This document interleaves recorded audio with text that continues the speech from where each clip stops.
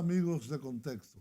Aquí estamos de nuevo en esta ocasión para tener una conversación variada, diríamos un repaso después de un año del conflicto en Ucrania, de la invasión de Rusia al territorio de Ucrania que se cumplió el día 24, y todos los cambios que ha habido en el mundo, no solo en esa zona del mundo, sino aquí en nuestra región, en Europa, en el proceso llamado de globalización, es decir, la generalización de las relaciones económicas y comerciales a nivel mundial, la aparente aparición de una confrontación parecida, en cierto sentido, a la Guerra Fría del pasado entre ahora un bloque chino-ruso, vamos a decir, y sus amigos, Occidente, y en el medio un tercer mundo, en África, en América Latina, en Asia, que es como una especie de países no alineados, pero que a veces toman una posición, a veces toman otra, y está todo por definir. ¿Qué va a pasar después de que esto termine? Porque tiene que terminar en algún momento. ¿Qué te parece, Jean-Michel? La situación mundial, lo convulso que está, y cómo podría concluir esta crisis. Es una pregunta difícil del millón. Sí. No, yo creo que la respuesta a tu pregunta va a depender mucho de la guerra Sí. de la agresión de Rusia a Ucrania y de cómo se va a terminar, ¿no? Y no hay, por el momento, no hay elementos que permiten decir esto va a durar un año más o 3 meses. O 3 meses. Es decir, no hay visibilidad sobre el final de ese conflicto y sobre las consecuencias. Estamos hablando de un conflicto donde el agresor, Rusia, es una potencia nuclear, donde Putin ha hablado varias veces de la posibilidad de usar armas nucleares. Él habló de manera táctica, pero como quiera, el uso de un armamento nuclear en una guerra sería otro nivel de ella. Es decir, hay mucha incertidumbre frente a las perspectivas geopolíticas. La posición de China, por ejemplo. Sí. Lo que hay que ver es que estamos en un conflicto terrible, ¿no? Estamos hablando ya de más de 300.000 muertos, que además son blancos europeos, es decir, que tiene un impacto, que no son ni africanos, ni, es decir, hubo una guerra terrible recientemente en África, en la Eritrea, en el Congo también, pero donde hubo más muertos. No estamos hablando de más de 100.000 muertos. Etiopía y Eritrea, Yemen, por ejemplo, son conflictos donde también hay cientos de miles de muertos que no tienen el mismo peso mediático que la guerra de Ucrania, que se está jugando en la puerta de Europa Occidental, que ha provocado realmente un choque muy importante en Europa, ¿no? Rearmamiento, por ejemplo, Alemania, que desde la Segunda Guerra Mundial, desde su derrota de la Segunda Guerra Mundial, realmente no hacía inversiones importantes en armamento. Ya ha decidido invertir más de 100.000 millones de euros. Es decir, la industria armamentista en todas partes se está desarrollando muy rápidamente. Eso de un lado. Del otro lado hay que ver, y eso lo vimos de nuevo en la votación en Naciones Unidas, que lo que se llamaba el tercer mundo, como tú decías que ahora se llama el sur global, Así es. el sur global no apoya de manera global. No digamos, apoya de manera explícita. No, y hay muchas divisiones. Por ejemplo, bueno, el caso de América Latina es bastante unificado. El único país que votó en favor de Rusia fue Nicaragua. Hasta Cuba Ni o Venezuela. Venezuela, no. Venezuela desapareció. Está en blanco en el... No asistió. No asistió. Pero el único que está en rojo en la pantalla es Nicaragua. Ni Cuba votó por Rusia. Cuba se abstuvo como Bolivia. Tampoco lo hizo al principio. Sí, También pero se lo que abstuvo. te digo es que es interesante ver la posición Sí. en América Latina. En África es más dividido. Hubo varios países que votaron a favor de Rusia. Hubo más abstencionistas.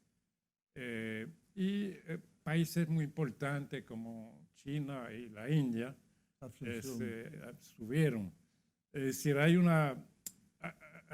África del Sur tiene una posición también bastante, no ambigua, pero no toma posición de manera tan firme en contra de Rusia.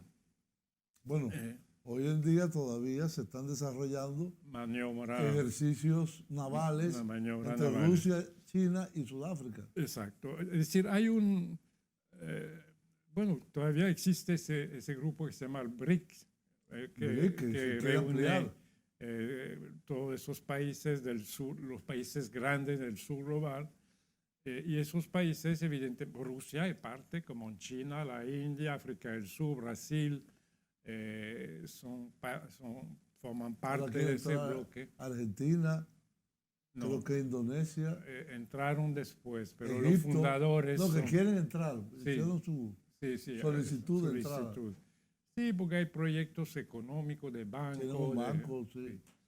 Entonces, estamos hablando de un mundo donde yo creo que, bueno, hay una tendencia que hemos discutido y que yo pienso desde años, que es una tendencia al declive de la hiperpotencia que es Estados Unidos, que seguimos viendo, ¿no? Vemos que hay, bueno, ese conflicto entre China y Estados Unidos que no tiene las mismas características que la Guerra Fría del tiempo de la Unión Soviética.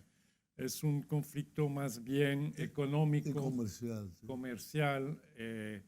Y yo creo que la diferencia es que los chinos tienen una visión a más largo plazo, es decir, y tiene un bemol del lado chino que es la demografía, es decir, ya China está entrando en un proceso de envejecimiento acelerado de su población por la política del hijo único que aplicó durante mucho tiempo, y ya la India sobrepasó la China en términos de población, ¿no? El país más poblado del mundo ya es la India, que también está desarrollando una política más proactiva a nivel de geopolítica. Sí. Y lo vemos aquí, por ejemplo. Aquí va a llegar, yo creo que el mes que viene, en marzo o abril, el canciller de la India, que nunca había venido aquí. Y hay una embajada de la India. Hay una embajada que abrió aquí. Es decir, hay una política. Bueno, India tenía presencia en varias de las islas, ¿no? Por razones población históricas. En Trinidad, en Guyana. Exactamente. Pero aquí en República Dominicana, ¿quién había visto un diplomático de la India? A pesar de que nosotros tenemos una embajada en Nueva Delhi hace muchos años. Sí. Pero era unilateral, ellos no tenían reciprocidad. No había reciprocidad. Así que yo creo que estamos en un mundo peligroso. Sí. Peligroso porque estamos en una guerra y desarrollar de los armamentos es una cosa.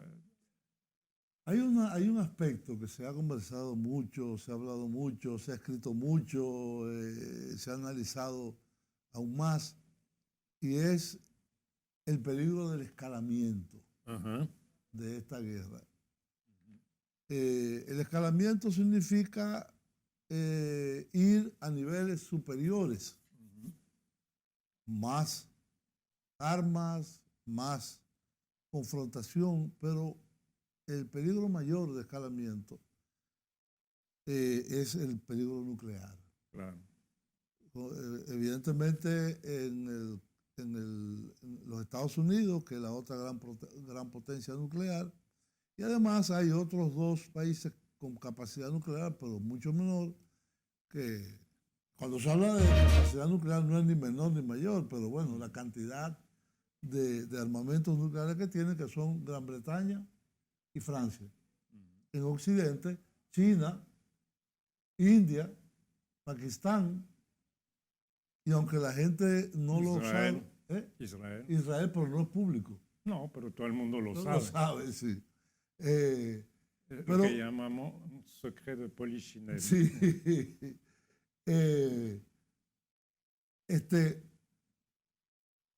Las dos grandes potencias, desde la época de la Guerra Fría hasta el presente, llegaron a una serie de acuerdos, que son los START. El START 1, creo que fue en el 70, el START 2, que creo que fue en el 90, y después de la caída de la URSS, sí, 90 y algo, y finalmente en el 2015, que se firmó el START 3, que no hay que confundirlo con Star Trek, que es la guerra de la galaxia. He oído gente decir Star Trek. Es el Star 3. Ese acuerdo ruso o soviético, no, ya es ruso norteamericano, que fue renovado en el 2015, es el único que queda vigente de los acuerdos de limitación de armas nucleares. En el mundo hay un movimiento muy importante en el cual la República Dominicana se ha inscrito, que es la prohibición total de las armas nucleares. Y América Latina entera también apoya esa posición. Sí. Y muchos países más que ven como una irracionalidad absoluta que tengamos armas para destruir la humanidad. Hace unos días, el día antes del 24 de febrero, fecha del primer aniversario de la incursión rusa en Ucrania, el presidente de Rusia, de la Federación Rusa, Vladimir Putin, como es usual, ¿fue el mismo día? No, fue el día antes. El día antes. Hizo una intervención en la Duma, que es el parlamento o el Congreso de Rusia. Fue una intervención muy larga, evidentemente, donde el tema fundamental, además de algunas promesas de programas sociales y esto, fue el tema de la situación bélica en la Ucrania. Operación especial, como dicen. Operación especial en Ucrania, que es una guerra, es una operación militar especial, pero de especial no tiene nada, es tradicional. Dijo algo que yo creo que debe estar preocupando mucho a las cancillerías, a los jefes de gobierno y de Estado del mundo occidental sobre todo, y es que Rusia suspendía su participación en el START 3. No fue que se retiraba, porque Estados Unidos sí se retiró, ahora en la administración Biden, de la limitación de armas estratégicas, que es algo muy importante, que si las armas tácticas son los grandes misiles intercontinentales que pueden llegar de Estados Unidos a Rusia o de Rusia a Estados Unidos o a China o donde sea, que tiene un alcance de miles de kilómetros, pero hay un concepto, para mí más perverso aún, que es el arma táctica, que es, digamos, pequeñas armas nucleares que pueden llegar inclusive a obuses de cañones, pequeños misiles que devastan una zona de 60 kilómetros cuadrados o 100 kilómetros cuadrados, Sí. Con el mismo efecto que sería una gran bomba nuclear, pero que su efecto es delimitado a un espacio pequeño. Ese acuerdo que había un acuerdo de limitación, fue también anulado, creo que fue en el año 2020, antes de la guerra entre Ucrania y Rusia. Eso, para mí, para los europeos, que yo me recuerdo en los años 80, cuando Reagan comenzó con el tema de las armas tácticas, movilizó a la sociedad europea entera. En esta ocasión no ha pasado nada, es decir, la gente lo ha dejado pasar, inclusive antes de la guerra. Pero eso es un gran peligro. Decir que te pueden destruir Kiev, que te pueden destruir Varsovia o que te pueden destruir París, por decir y que 100 kilómetros más allá no pasa nada, o bueno, hay emisiones de radiaciones secundarias, es sumamente peligroso. Sí, sí, no, Y cuando Putin dijo en ese discurso de que el incremento de las armas ofensivas entregadas por Occidente a Ucrania podría obligar, según él, al ejército ruso a avanzar mucho más y usar otro tipo de armamentos para equilibrar, según él, la situación. Esa situación es muy peligrosa, obviamente. Sí, no, hay un temor. Los países limítrofes, ¿no? de Ucrania, como son los países bálticos, Polonia, Moldavia, todos esos países, hay un clima realmente. Yo creo que los más amenazados son Ucrania, Polonia. No, te estoy hablando de los fronterizos con Ucrania. Polonia el más importante es Polonia. Bielorrusia, que es lo mismo.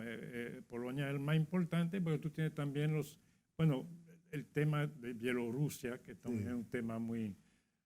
hay bomba de tiempo en varios... y hay un clima, como te digo, que Europa Occidental y todos los países que se juntaron, ¿no? Para conformar ese bloque de los 28, 27, vivía en el concepto de una nueva guerra. En Europa era imposible, ¿no? Las jóvenes... No hubo en Yugoslavia. Sí, pero Yugoslavia todavía estaba... Sí, no hubo un conflicto, pero... Tú lo cubriste, ¿no? Sí, pero no fue un conflicto como lo que vemos ahora. Ahora es mucho más. Donde tú estás hablando de armas nucleares, de Rusia, de la posibilidad de extensión a zona de Europa Central y Europa del Norte. Mira, Finlandia, Suecia, que son países neutrales de toda la vida, están tratando de entrar a la OTAN. Es decir, hay una reconfiguración en Europa que muy peligrosa y muy preocupante.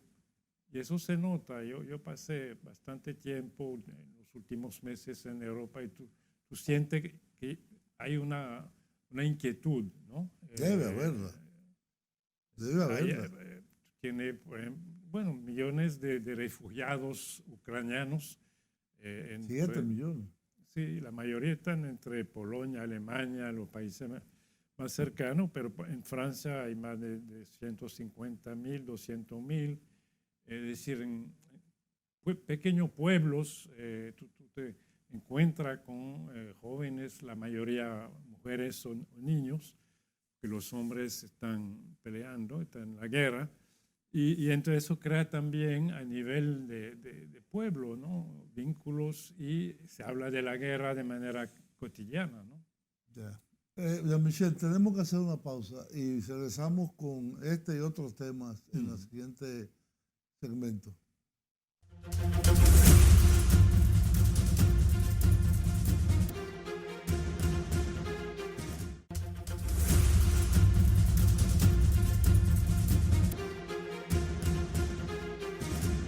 Bien, amigos, estamos de vuelta, diríamos, pensando en voz alta, ¿cómo se dice? Con el amigo periodista de larga data, Jean-Michel Carroix. Estábamos conversando sobre la situación en Europa en general, los peligros de escalamiento de la guerra en Ucrania, pero también hay otro elemento muy importante, aparte de la división en bloques ahora de gran parte de la humanidad, de los países que conforman, diríamos, la comunidad internacional o la comunidad de naciones, que se ve reflejado, como tú bien decías, en los votos en la Asamblea General, pero que va más allá de esto. Hay una disrupción en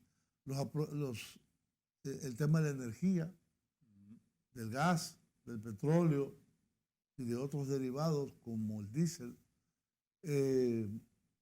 Hay el tema de la explosión del gasoducto Nord Stream 1 y 2 bajo el mar Báltico, que recientemente un periodista de mucho prestigio como Sigmund Hertz hizo un reportaje o un estudio, un escrito muy profundo y muy detallado, donde él dice que fue la Marina norteamericana junto con Noruega, que llevaron a cabo esa explosión para evitar que Alemania reconectara con la compra de gas ruso, y de ahí, porque el gasoducto iba de Rusia por debajo del mar Báltico hasta Alemania directo. Eso afectó al principio mucho los precios de los artículos de los productos y las materias primas, principalmente combustibles. Últimamente ha habido cierta estabilidad, ha habido cambios geopolíticos inconcebibles, como el acercamiento de la administración norteamericana a Venezuela para reactivar, que de hecho ya se está reactivando, la inversión de Chevron en Venezuela para extraer no menos de 1 millón de barriles diarios.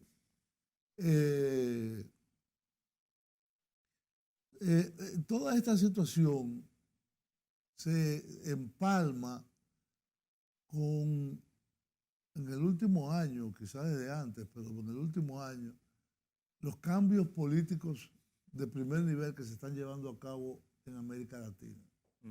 Sí. Yo creo que el más importante, el que inició, fue López Obrador, por el tamaño de México, por la importancia de México, por ser un país fronterizo con Estados Unidos, por el comercio entre Estados Unidos y México, por su relación de México con Centroamérica. Posteriormente hubo acontecimientos de mucha importancia, como fue el triunfo reciente de Lula y su toma de posesión y el intento de asaltar las instituciones por los bolsonaristas en Brasilia, el advenimiento del gobierno de Boric en Chile, pero también, bueno, Petro en Colombia, pero también la situación de Perú. La situación de Perú, que cada vez se complica más y cada vez hay más fallecimientos y enfrentamientos entre la policía eventualmente el ejército y segmentos de la población, sobre todo las poblaciones indígenas del centro-sur de Perú. Sí. Y además, no podíamos dejar de hablar de este tema, está la situación como el callejón sin salida de Haití, que ayer lo mencionó el presidente de la República en una parte central de su discurso, donde llamaba a un acuerdo nacional sobre el tema de Haití. Todo parece ser que la llamada comunidad internacional no responde a las necesidades de un país que tiene 7,5 millones de personas en situación de hambruna, que tiene un deterioro pronunciado de la salud pública con la aparición del cólera y el no funcionamiento de la estructura sanitaria del país. Y arriba de todo esto, entonces están las bandas armadas que controlan una parte importante del territorio. Yo no sé cuánto es, pero hay gente que habla del 40, del 50, del 60 y hasta más. En Puerto Príncipe hablan del 70. Sí. Entonces, ante este panorama, ¿cuál puede ser la evolución? Puede ser hacia un mayor deterioro en el sentido de descontrol de los procesos, de otra crisis de los gobiernos llamados de la segunda ola progresista, o hacia una estabilidad. El caso de Haití lo veremos quizá en una parte. Sí, mira, Julio, tú estás poniendo muchos temas. Mucha carne en el asador. En la mesa, ¿no? Bueno, empezamos con el tema energético. Yo creo que había una inquietud cuando empezó la operación especial, la agresión de Putin contra Ucrania. Esa inquietud era, vamos a volver al carbón, vamos a tener que reactivar por la consecuencia de lo que tú estabas mencionando, como la disponibilidad de gas. Europa, sobre todo Alemania, vivía del gas ruso, ¿no? De los fósiles rusos, de la energía fósil. Es el país más industrial de Europa. Claro, entonces esa dependencia al gas ruso, al petróleo ruso, era tal que hubo una inquietud en el invierno pasado. Inclusive los europeos se prepararon para tener que cortar la electricidad, que no se iban a poder tener calefacción y problemas de ese tipo, que finalmente, bueno, se matizó. Hubo una adaptación bastante rápida de parte de Alemania, por ejemplo. Hubo que poner de nuevo en servicio algunas centrales de carbón de manera temporal, pero hubo un esfuerzo tanto a nivel de sobriedad, de reducción del consumo energético, como de diversificación de las fuentes energéticas, con la construcción a la carrera de varios terminales de recepción de gas licuado. Y finalmente... Básicamente de Estados Unidos. Básicamente, pero no solamente. No. De Qatar también, de varias... Pero Estados Unidos fue una de las grandes... El gran suplidor. Entonces, la gran pregunta era, ¿esa guerra va a ser un obstáculo a lo que es para mí el problema número uno de la humanidad, que es el problema climático? Porque esa guerra puso un poco en segundo plano ese tema fundamental, que es el calentamiento global, sobre todo para pequeñas islas como la Española, donde estamos ahora, que evidentemente el calentamiento global, subiendo el nivel de la mar, está acabando con la principal industria, que es el turismo en ese país.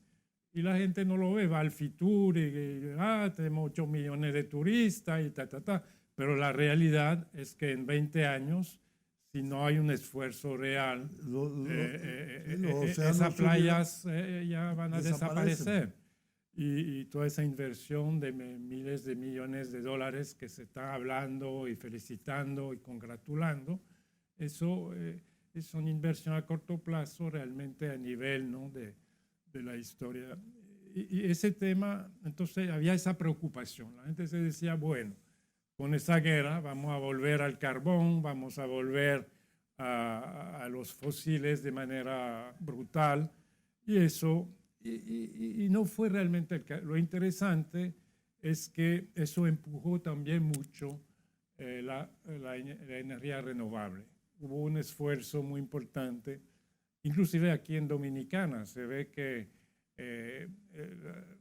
ese retraso que había en el desarrollo de la energía renovable la solar, era el país más atrasado hace 10 años, cuando islas de la región ya habían desarrollado, ni hablar de Costa Rica, que ya estaba en camino de tener una energía totalmente descarbonizada, pero países donde yo iba, como inclusive Jamaica, otros países, tenían un desarrollo del solar, que era evidente, ¿no?, que era una fuente en un país tropical.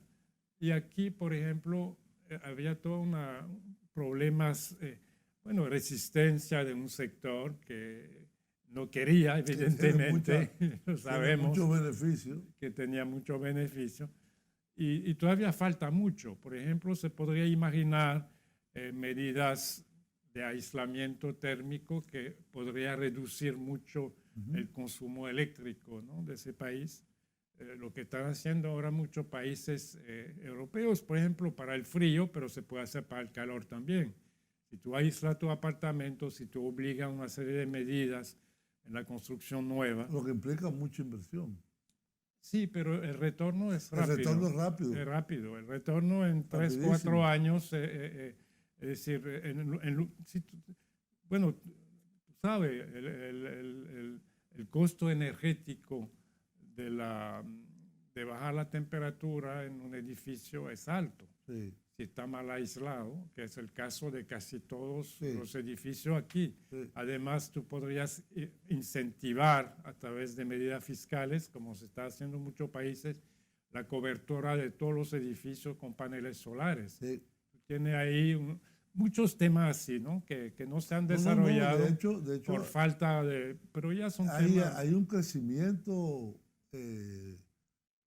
visible. Sí. No solamente en los hogares, sino en los comercios y las empresas. Pero tú podrías empezar con las administraciones públicas, sí, porque todos los techos administrativos no están cubiertos de paneles solares. Sí, ahí estamos muy atrasados. Es una pregunta. Ahí estamos muy atrasados. Y bueno, yo sé que mi amigo Miguel Seara tiene que bregar todos los días con otro lío, que es un Sí, pero también está el Ministerio de Energía. Está el Ministerio de Energía. Tener una labor muy activa. Es decir, hay temas, yo creo que, y por suerte, la energía renovable se ha acelerado mucho aquí, hay que decirlo. Y la eólica. La solar, bueno, renovable cubre la eólica, cubre la solar. Cubre la hidroeléctrica. Exactamente. Es decir, en el balance energético, ya vemos una disminución relativa, ¿no? Que pensaba que el gas era la solución, pero el gas es una energía fósil y vimos con la guerra que el precio del gas puede subir de manera dramática. Es decir, sobre ese primer tema yo creo que, bueno, hubo aquí una política de subvención que sigue a los precios de la gasolina y de los combustibles, que tiene su ventaja evidentemente para el consumidor, para el dueño de vehículo, pero que tiene también sus bemoles, ¿no? Primero porque subvenciona tanto al dueño de un jipetón que consume cantidades que no tiene ninguna lógica en transporte urbano, sí, como al chofer del concho que anda en un carro destartalado, sí, con 10 personas adentro. Es decir, hay bueno, una falta de focalización realmente de ese subsidio. Y también porque realmente es un absurdo esa política urbana desarrollar, es decir, ya se sabe porque todas las grandes ciudades lo han visto y lo saben, que el vehículo individual y la grandes ciudades son contradictorios. Y tenemos a la cabeza del Intran, un amigo Hugo Veras, Sí. que sigue vendiendo vehículos por la radio todos los días. Es Sí. decir, eso es de las contradicciones que hay en ese país, ¿no? Que Así es. realmente... Por lo menos que se promueva el vehículo eléctrico e híbrido. Bueno, eso Por lo sería menos. un paso, pero aún así el espacio Que urbano se le dé un no da. incentivo específico. O sea que la única solución No, la única solución es el transporte colectivo. transporte colectivo, un transporte... Bicicletas. No, o taxi bien organizado, un servicio para la persona que no puede ir, porque tú tienes unos viejos que no pueden dar a bicicleta. Sí. Entonces hay que desarrollar soluciones de transporte colectivo accesible y confortable para la población, si tú quieres, cómoda, ¿no?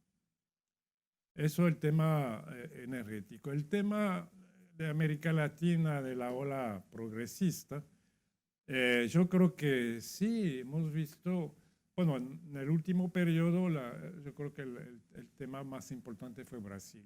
Brasil por su peso, su importancia en América Latina, y por el hecho de que yo creo que Lula vuelve con una visión, bueno, ya sabe cuáles fueron los errores que le costaron inclusive ir a la cárcel. Y que eran mentiras.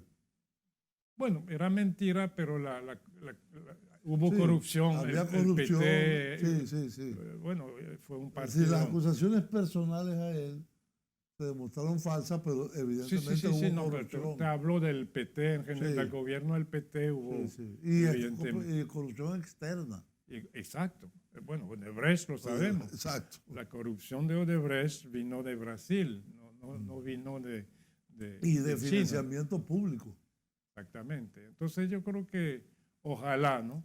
Pero yo creo que llegando a lo que yo decía acerca del tema energético, una de las primeras medidas que tomó Lula fue cambiar radicalmente ese masacre de la Amazonia que hacía Bolsonaro. Y para mí eso son de las cosas, yo creo que solamente por eso, aparte del tema de la corrupción, etcétera, salvar o parar ese masacre de la Amazonia para la humanidad. No estamos hablando solamente de Brasil, de América Latina, pero es un tema de la humanidad entera. Es uno de los dos pulmones más grandes de la Tierra, del planeta, y cambiar esa política loca de Bolsonaro, que le daba permiso a todos los ganaderos de destruir la foresta y de ampliarla. Yo creo que solamente eso es un cambio muy importante para el mundo, un cambio positivo.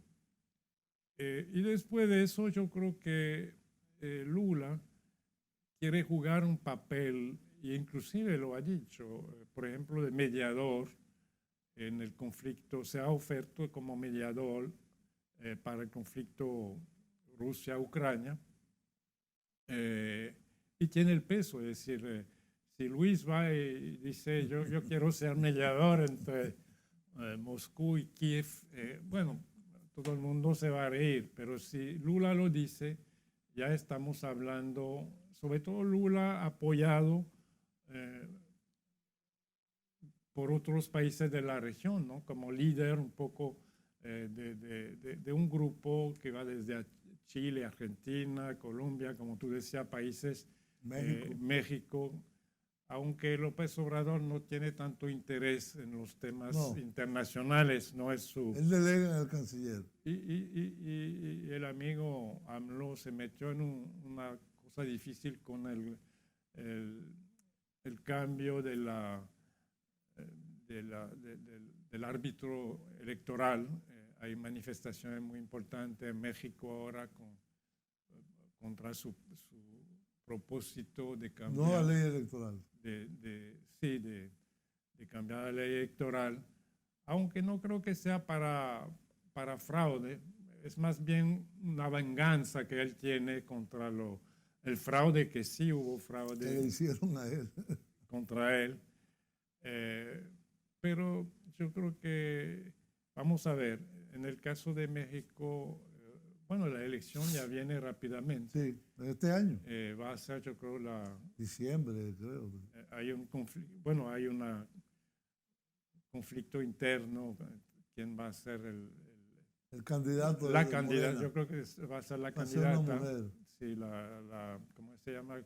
La alcalde, la presidenta de México. La gobernadora de México. De Ciudad de México. El otro candidato, Ebrard, que es el canciller. Y vamos a ver lo que pasa. Yo creo que Colombia, bueno, que Petro no la tiene fácil. Es un país donde hay muy difícil. Que tú conoces bien, pero yo creo que está dando pasos positivos, tratando de... Y está el tema del Perú, que como tú decías, es un tema muy complejo, donde no se ve bien cómo se va a resolver, por lo menos por el momento. Chile, yo creo que Chile, bueno, yo no sé si han visto la declaración de la canciller de Chile ayer en la Comisión de Naciones Unidas,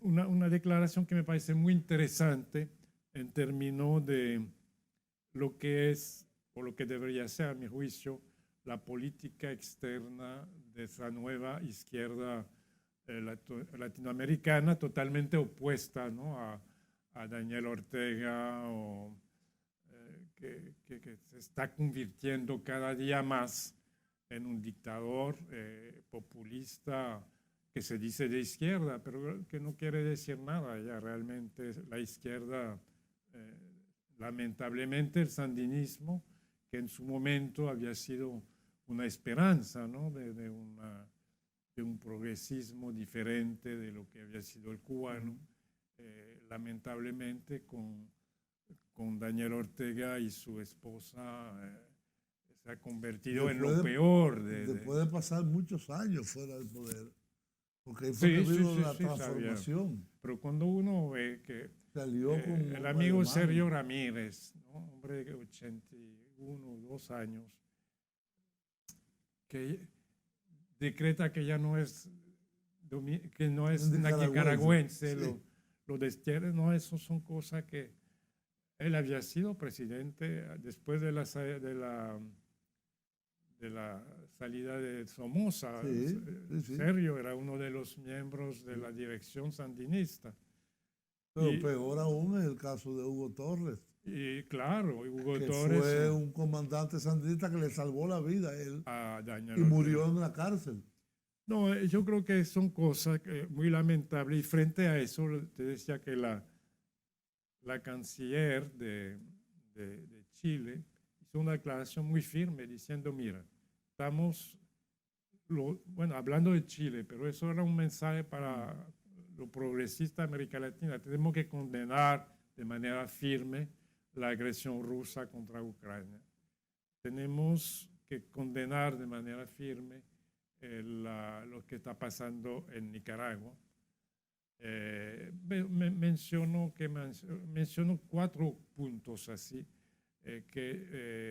bueno, habló sí, muy interesante. Dijo también, tenemos que condenar lo que está pasando en los territorios palestinos, porque tú no puedes condenar, sí, claro, que tú sabes, entonces hay una situación muy peligrosa que no mencionamos porque nos fuimos un poco del Medio Oriente, pero hay una situación que se está desarrollando de nuevo entre Israel y los territorios palestinos, con el gobierno más derechista de toda la historia del Estado de Israel, inclusive al punto de que politistas, comentaristas hablan de un gobierno iliberal, como el caso de Orbán en Hungría, donde la derecha racista pro colonización tiene un peso enorme, y eso se traduce ya en el terreno por una serie de agresiones de colonos contra los palestinos, tratando de reducir cada vez más lo que en un momento se pensaba iba a ser el Estado palestino. Es decir, ya la solución del Estado palestino está casi imposible por esa manera como la colonización ilegal, porque esa colonización ha sido declarada muchas veces como ilegal por Naciones Unidas. Así. Pero inclusive la última votación del Consejo de Seguridad, Estados Unidos se abstuvo, no votó en favor de Israel, que fue un cambio porque realmente Netanyahu está presionado por los... Porque todas esas políticas de Israel, si no contaran con el apoyo de Estados Unidos, fueran insostenibles. Claro. Es decir, en los últimos décadas, esas políticas de borrar prácticamente al pueblo palestino y desde Pérez hacia acá, de los acuerdos de Oslo. No, acuérdate que cuando Trump, yo creo que sí, el embajador que nombró Trump en Jerusalén, que cambió también la ubicación de la embajada, era uno de los principales financiadores de los colonos, de la colonización en territorios palestinos. Es decir, hay un apoyo abierto, ¿no?, a ese proceso. Hay una división también entre los judíos de Estados Unidos. Hay una parte importante que está muy consciente del eso es insostenible. Insostenible, y el costo que tiene inclusive a nivel del crecimiento del antisemitismo. Esa política está generando una reacción muy, muy negativa para los judíos de la diáspora también. Sí. Eso era la posición de la canciller chilena. Sí, búscala, porque te lo puedo mandar, es una declaración muy interesante.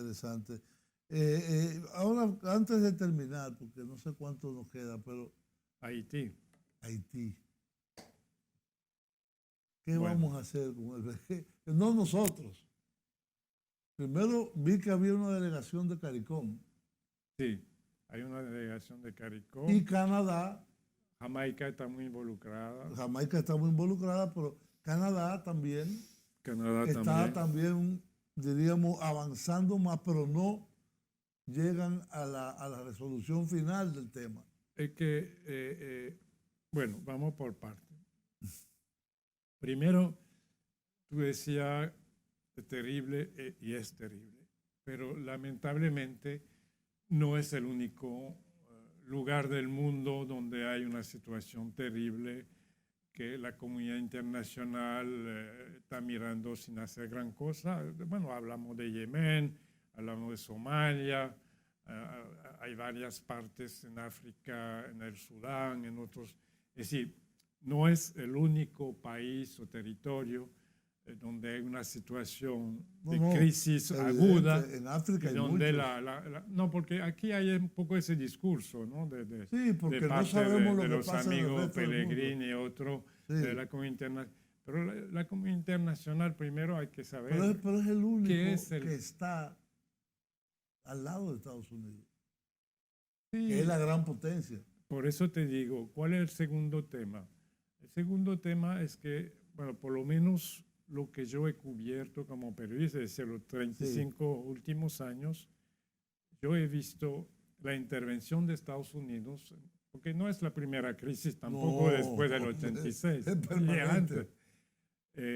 ¿Cuándo fue Fue cuando hubo una ola migratoria importante de boat people hacia la costa de Florida. Eso es el tema. Es decir, por el momento no hay, bueno, hay un pequeño incremento hasta República Dominicana, pero hay que ver que el grueso de ese aumento fue después de 2010, del cuando la terremoto. política de frontera abierta que propuso Leonel Fernández, con razón, yo creo, con las condiciones que había, era como una manera de apoyar a Haití después del terremoto, pero eso es la realidad. Hubo un incremento importante en ese momento y yo creo que ahora la posición de Leonel con los ultranacionalistas, bueno, hay que ser prudente, porque no solamente por la ley de trata, pero también porque el aumento, ¿no?, de la migración más importante del periodo fue después del terremoto por esa razón, ¿no?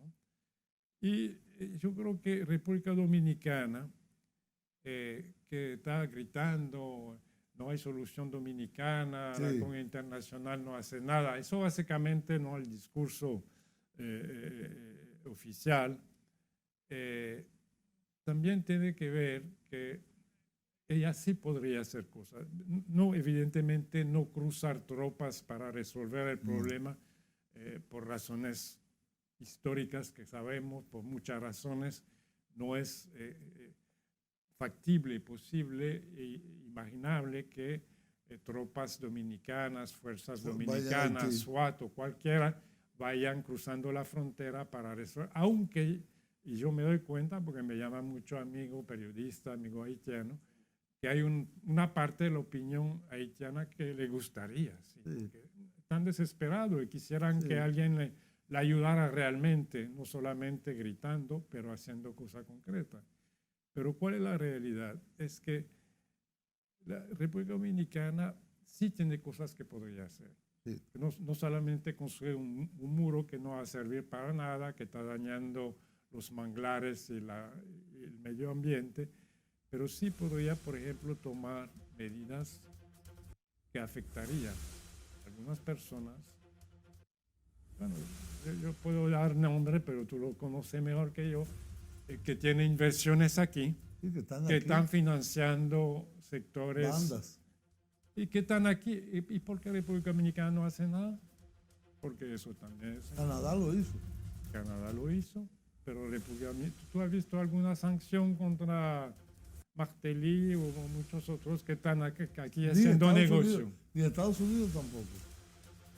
Pero nada. Lo que yo pienso es que República Dominicana sí tendría que tomar paso concreto y no mezclar, sobre todo no mezclar la crisis con la gestión migratoria. Ya. Eso es otro tema. Eso es un tema importante y complejo. Se nos terminó el tiempo ya, Michelle. Deberíamos haber tenido más para conversar de este tema de Haití, pero en otra ocasión, cuando tú estés en tus periplos euro-dominicanos, nos veremos por aquí. Está bien. Muchas gracias. De nada, placer.